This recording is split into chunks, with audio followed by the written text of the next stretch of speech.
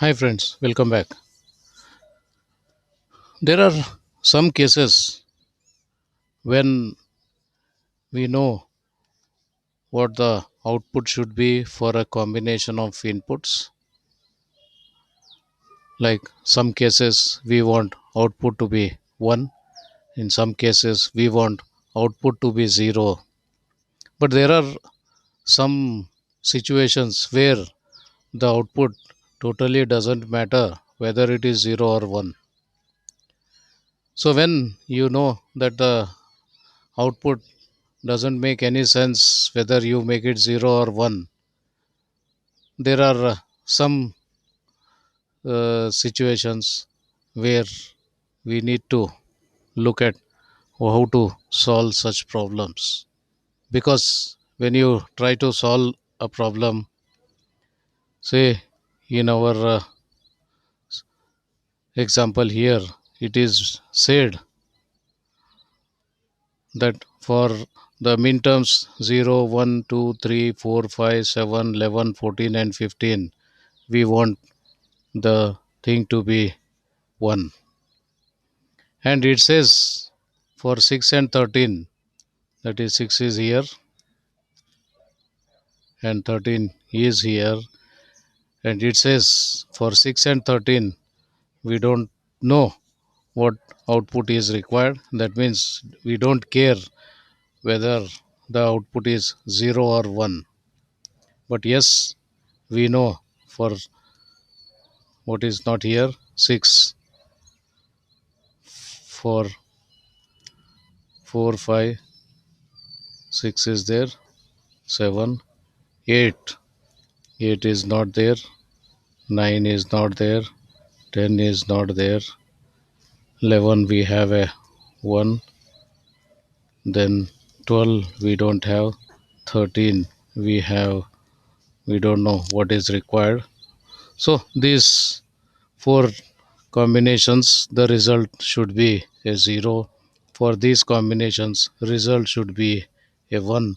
And for these two combinations, 6 and 13, it says we don't know what is required. Can be anything, doesn't make any difference. If you say it 0, no problem. If you say it 1, no problem. Now looking at the situation, how it can be solved. Now there are many ways of solving it. It says it doesn't make any sense whether you make it 0 or 1. So one thing, you can assume it to be a 0. So if I assume this to be a 0,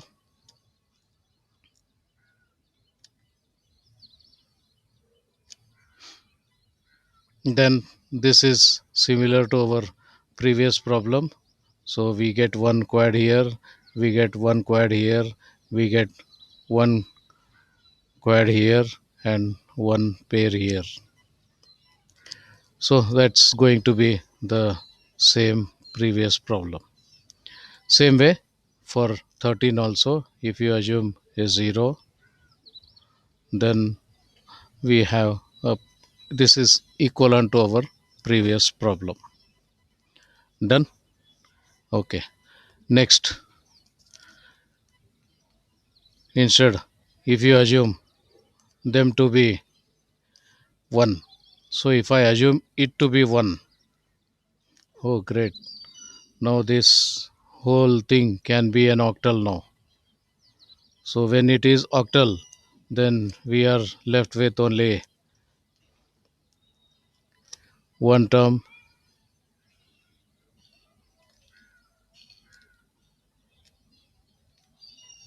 and which is a bar.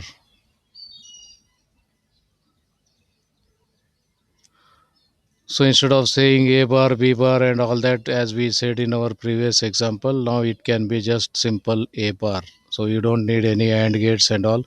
Just one a bar is sufficient to get all the 8 outputs. Okay, that's if I write a 1 here, that's going to be helpful.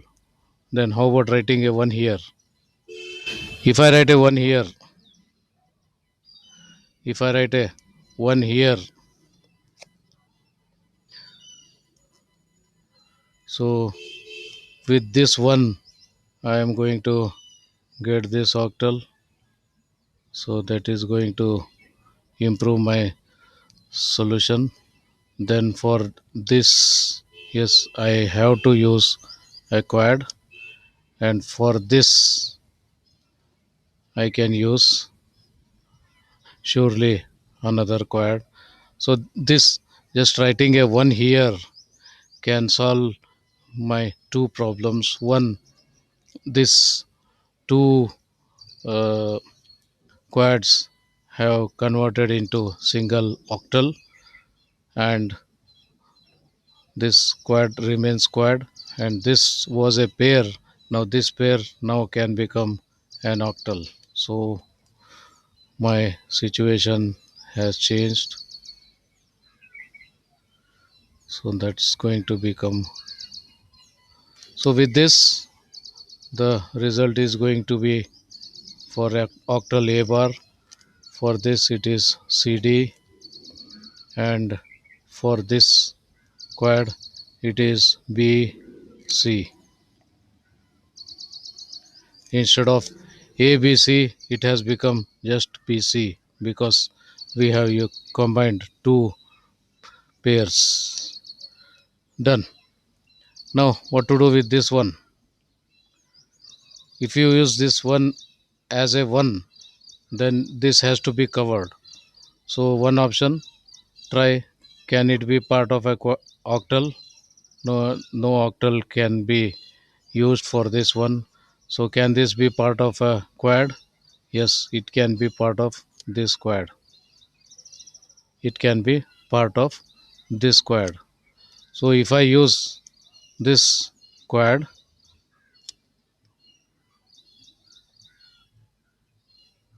then it gets me one more term, and that is BD. Done. Now what is this saying? This was saying that it can be a 0 or it can be a 1. Doesn't make any sense. So if 6 was taken 0, it was proving costly because two quads and all were there. But if 6 is taken as a 1, then two quads combine into one octal, and that simplified our work. Same way, this 6 taking as 1 instead of a pair, it had become a quad, and hence it solved our problem. But taking 13 as a 1 introduced one additional term, because except 13, all other things were already part of previous groups. So these two were part of the quad octal. This was part of, these two were part of this quad. This was part of octal as well as quad. And so that doesn't make any sense whether this is used or not. These three, which are supposed to be one, are already part of some other groups. Therefore, whether you have this quad or not doesn't make any sense. But only we had this quad only because of this, and this says it can be 0 or 1 doesn't make any sense. So when this term doesn't make any sense, just for taking this as a 1, we had to add one more term. Then the best option would be, instead of taking it 1, take it as a 0, and then this quad is no more required, and hence we can simplify our expression much better than the previous one, as well as this additional term also can be avoided. Now the question is, when to use a 1, when to use a 0 is too complicated. So we can't keep on arguing like this. Therefore, we need some other way of solving this. So let us get back to where we were.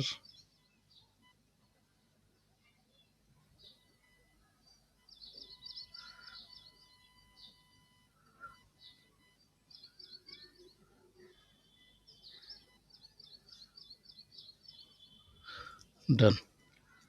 So we were here.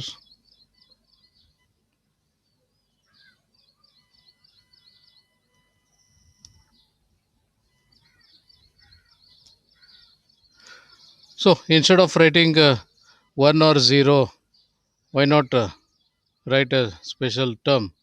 Let me use 5 to represent that it is a don't care term. That means if it is going to be useful, consider it as a 1. If it is not going to be useful, neglect it, assuming it as a 0. So now in this case, now just look at it, how we can combine the things. So for 1, 2, 3, 4, 5, 6, 7, these 7 ones, if you take this as a 1, then it can be part of a octal. So take it as a 1. Done. For this, yes, it can be this quad. Done. Anyway, you have taken this as a 1, therefore this can be a quad. Now this one, because you look at it, all ones are already covered, therefore any more loop is going to be an extra term, and hence it is going to increase the complexity, increase the cost, increase everything. Therefore no more terms need to be added, and hence don't consider this as a one and add a new problem to our already optimum solution. So now let us neglect this 5 and assume that this is representing a 0, and therefore neglect this. So we are left with our solution. For this octal, it is a bar. For this quad, it is CD. And for this octal, it is BC. And that's the solution. So this way, the don't care terms are inserted into the appropriate cells, whichever combination doesn't need output to be fixed to 0 or 1. So whenever you have a situation where your outputs are not clearly defined whether it should be 0 or 1, then best thing is call them I don't care, and while simplifying they are going to be very much beneficial. So wherever required, assume it to be 1 and get a simplified version. Wherever not required, assume that to be 0 and just neglect it. So that's a great asset. So don't care terms are going to be a great asset while simplifying an expression. Many more such situations to come in our coming sessions. So about simplification of boolean expressions and all that.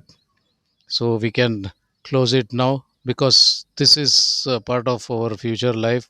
Everywhere we are going to have this, because whenever we are designing any digital circuit, it has to be a boolean expression. Then there is boolean expression, and before implementing we need to ensure that it is in the minimal form.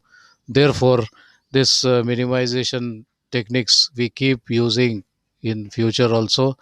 Therefore let me close this issue here and step into the next issues in digital electronics, and continue our journey. So till then, take care, see you, bye.